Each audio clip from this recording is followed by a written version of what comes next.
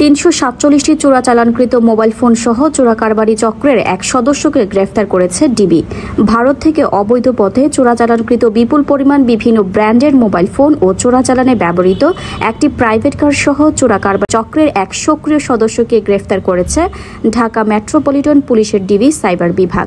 গ্রেফতারকৃতদের নাম হল নাফিস আহমেদ। গ্রেফতারের সময় তার হেফাজত হতে ৩৪৭টি চোরাচালানকৃত মোবাইল ফোন উদ্ধার করা হয়।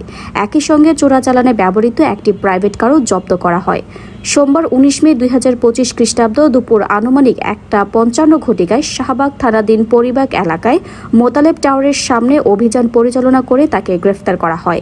ডিবি সাইবার বিভাগ সূত্রে জানা যায়, শাহবাগ এলাকায় ডিবি সাইবার দক্ষিণের একটি টিম বিশেষ অভিযান পরিচালনা করে গোপন সংবাদের ভিত্তিতে জানতে পারে শাহবাগ থানাধীন পরিবাগ এলাকায় ভারত থেকে অবৈধ পথে চোরাচালানকৃত বিপুল সংখ্যক মোবাইল ফোন আনলোড ও ক্রয় বিক্রয় করা হয়। উক্ত সংবাদের ভিত্তিতে ডিবির উক্ত আভিযানিক দল পরিবাগ এলাকায় কৌশলে অবস্থান নেয়। পরবর্তীতে দুপুর আনুমানিক ১টা ৫৫ ঘটিকায় মোতালেব টাওয়ার এলাকায় প্রাইভেট কার থেকে চোরাচালানকৃত মোবাইল ফোন আনলোড করার সময় ডিবির আভিযানিক দল ৩৪৭টি বিভিন্ন ব্র্যান্ডের মোবাইল ফোন সহ নাফিস আহমেদকে গ্রেফতার করে। উদ্ধারকৃত মোবাইল ফোনগুলো আনুমানিক মূল্য ৯০ লাখ টাকা। এ সময় ডিবির উপস্থিতি টের পেয়ে চোরাচালানকৃত চক্রের কয়েকজন সদস্য পালিয়ে যায়।